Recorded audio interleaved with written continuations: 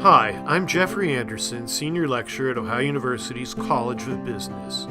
In this video, we'll discuss the legal environment of human resource management. After watching this video, you should understand the role of the Equal Employment Opportunity Commission, be able to discuss some of the laws related to employment discrimination, and identify two forms of sexual harassment. The U.S. Equal Employment Opportunity Commission, or EEOC, is responsible for enforcing federal laws that make it illegal to discriminate against a job applicant or an employee because of that person's race, color, religion, sex, national origin, age, disability, or genetic information.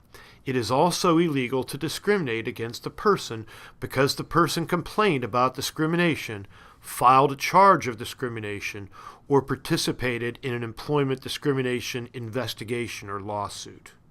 Most employers with at least 15 employees are covered by EEOC laws. The laws apply to all types of work situations, including hiring, firing, promotions, harassment, training, wages, and benefits. Let's review some of the laws that the EEOC enforces. The cornerstone of employment law is Title VII of the Civil Rights Act of 1964.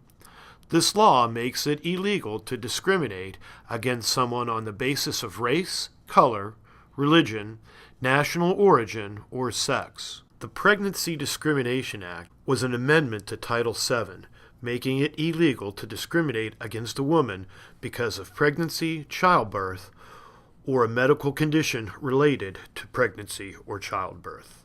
The Equal Pay Act of 1963 makes it illegal to pay different wages to men and women if they perform equal work in the same workplace.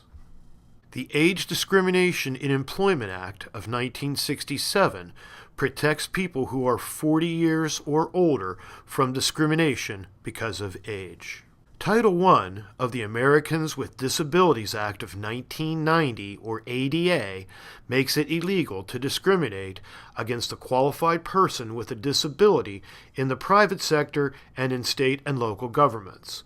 The law also requires that employers reasonably accommodate the known physical or mental limitations of an otherwise qualified individual who is an applicant or an employee, unless doing so would impose an undue hardship on the operation of the employer's business. Federal contractors and subcontractors must take affirmative action to recruit and advance qualified minorities, women, persons with disabilities, and other covered veterans. Affirmative action includes training programs, outreach efforts, and other positive steps. These procedures should be incorporated into the company's written personnel policies. Employers with written affirmative action programs must implement them, keep them on file, and update them annually. Affirmative action requirements are administered by the U.S. Department of Labor, Office of Federal Contract Compliance. The Family Medical Leave Act, or FMLA, entitles eligible employees to take unpaid, job-protected leave for specified family and medical reasons with continuation of group health insurance. Eligible employees are entitled to 12 work weeks of leave in a 12-month period for a number of situations, including childbirth, adoption, illness, and other family medical issues. Sexual harassment consists of unwanted sexual attention that creates an adverse work environment. Sexual harassment includes intimidation, bullying, or coercion of a sexual nature, or the unwelcome or inappropriate promise of rewards in exchange for sexual favors. As defined by the EEOC, it is unlawful to harass a person, an applicant, or an employee because of that person's sex. Harassment can include sexual harassment or unwelcome sexual advances, requests for sexual favors, and other verbal and physical harassment of a sexual nature. There are two types of sexual harassment. Quid pro quo harassment is the most common. It occurs when job benefits, including employment promotion, salary increases, shift or work assignments, performance expectations, and other conditions of employment, are made contingent on the provision of sexual favors, usually to an employer, supervisor, or agent of the employer who has the authority to make decisions about employment actions. This form of harassment is often prohibited as a matter of criminal law, labeled the abuse of power, and is a form of sexual discrimination and a violation of labor or tort law.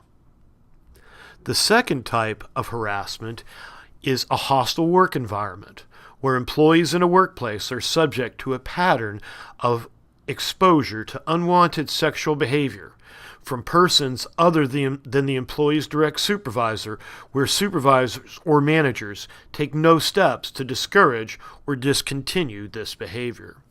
Sexual harassment is a serious issue in both public and private sector organizations, with more than 12,000 complaints filed annually with the EEOC.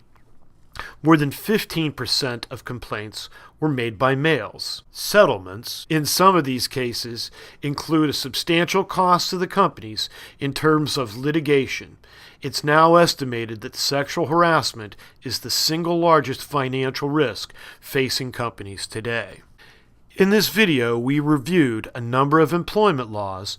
Many of these laws are related to employment discrimination and are administered by the Equal Employment Opportunity Commission.